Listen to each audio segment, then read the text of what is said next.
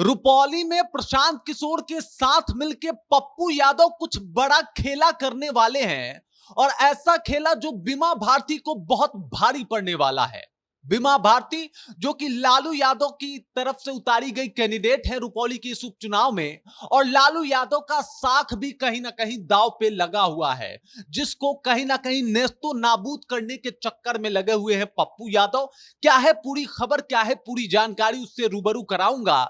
लेकिन उससे पहले, मेरा नाम रजत है और आप देख रहे हैं जनता जंक्शन। मैं आपको बता दूं, एक रुपौली उपचुनाव को लेके पूरा बिहार का मामला जो है वो गर्म हो गया है, सियासत गरमाई हुई है। और इस गर्म भरे मौसम में भी कहीं ना कहीं रुपौली का जो टेम्परेचर है बाकी जगहों से ज्यादा है, क्योंकि वहां पे राजनीति सरगर्मी जो है वो बहुत तेज हो गई है। मैं आपको बता दूं, पप्पू यादव जो धुर विरोधी हैं बीमा भारती के, और डे वन से इस बात का जिक्र कर रहे हैं कि अगर बीमा भारती वहां से चुनाव लड़ती हैं तो वो उनका सपोर्ट नहीं करेंगे। इसकी मांग वो कांग्रेस से भी कर चुके थे कि कांग्रेस जो है वो बीमा भारती का रुपौली उपचुनाव में सपोर्ट ना करे, और इसको लेके यानी बीमा भारती को लेके गठबंधन में दरार जैसे मामले जो है वो भी सामने आए थे। यानी महागठबंधन जो है कहीं ना कहीं सारी पार्टियां एक दूसरे से खींची हुई नजर आई थी जब लालू यादव ने बीमा भारती को आरजेडी का टिकट थमा दिया था।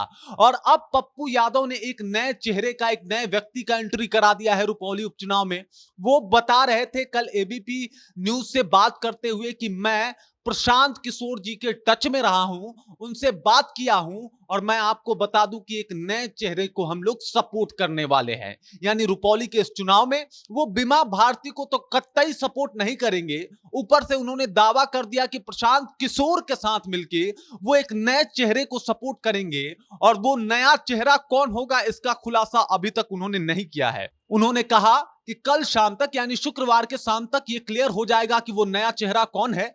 बल्कि अभी तक पप्पू यादव ने इसके ऊपर कुछ कहा तो नहीं है, लेकिन मैं आपको बता दूं उनका ये बात इंगित तो करता है कि वो बीमा भारती को सपोर्ट नहीं करेंगे, और साफ तौर पे वो कह रहे हैं कि किसी नए चेहरे को वो सपोर्ट करेंगे।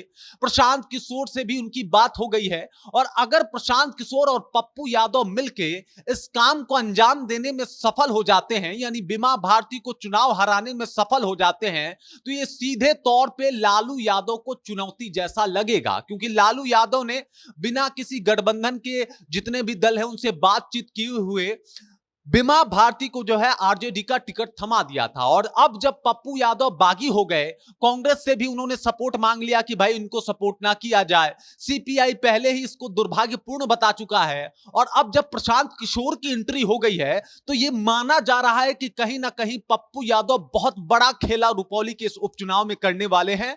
और कहीं ना कहीं ये जो लालू यादव का शाख है वो इस बार बचने में कहीं ना कहीं थोड़ी बहुत दिक्कतें आ सकती है। और ये इस वजह से मैं बता रहा हूं कि रुपौली में खासकर दबदबा है पप्पू यादव का।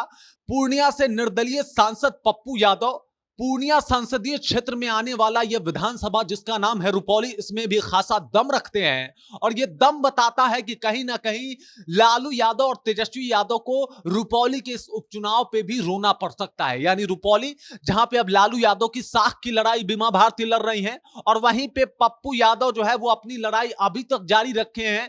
यानी लोकसभा चुनाव में जो उन्होंने लड़ाई छेड़ी थी, जिस तरीके से वो बागी होकर निर्दलीय होकर चुनाव लड़े थे और तेजस्वी यादव के खिलाफ जाके चुनाव जीते थे, वो लड़ाई उन्होंने अभी तक बंद नहीं की है। वो लड़ाई वो अभी भी लड़ रहे हैं, और इसका नमूना देखने को मिल रहा है रुपौली के इस उपचुनाव में, जहां पे वो साफ तौर पे लालू यादव के इस निर्णय को खारिज कर रहे हैं, गलत बता रहे हैं, और साथ ही साथ बोल रहे हैं कि बीमा भारती को तो मैं सपोर्ट नहीं करूंगा। वो स्पष्ट तौर पे बोल दिए कि या तो कोई नया चेहरा होगा जिसको मैं सपोर्ट करूंगा, या फिर मैं इस चुनाव से बच के रहूंगा, लेकिन बीमा भारती को सपोर्ट करने का तो सवाल ही पैदा नहीं होता है। और इस बात से आप अंदाजा लगा सकते हैं कि पप्पू यादव जो है वो बीमा भारती को देखना नहीं चाहते, और उनका पूरा कोशिश होगा कि बीमा भारती जो है वो रुपौली उपचुनाव को हार जाए। और इस चुनाव में पप्पू यादव का जो दबदबा है, जो पूर्णिया के क्षेत्र में दिखाई देता है, पूर्वांचल के पूरे क्षेत्र में दिखाई देता है, वो दबदबा कायम रहे। और इसको लेके पप्पू यादव जो है कई प्रयास कर रहे हैं, सीपीआई से मदद मांग रहे हैं, कांग्रेस से उन्होंने सीधे तौर पर मदद मांगा है, और अब नए खिलाड़ी प्रशांत किशोर की भी उन्होंने उन्होंने एंट्री करा दी है। एबीपी से बात करते हुए साफ तौर पे उन्होंने प्रशांत किशोर का नाम लेके जिक्र किया कि प्रशांत किशोर के साथ मैं बातचीत में हूं और एक नया चेहरा आपको देखने को मिल सकता है। कौन होगा वो नया चेहरा, या पप्पू यादव इस चुनाव से खुद को अलग रखेंगे, ये तो रुपौली का अभी आने वाला चुनाव बताएगा। लेकिन इस खबर को लेकर आप क्या सोचते हैं, आपके जहन में क्या कुछ चल रहा है, ये आप मुझे अभी बता सकते हैं कमेंट सेक्शन के माध्यम से।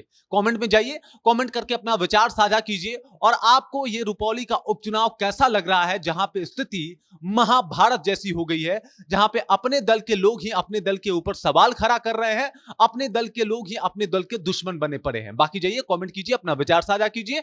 आप देख रहे हैं जनता जंक्शन और मेरा नाम रजत है।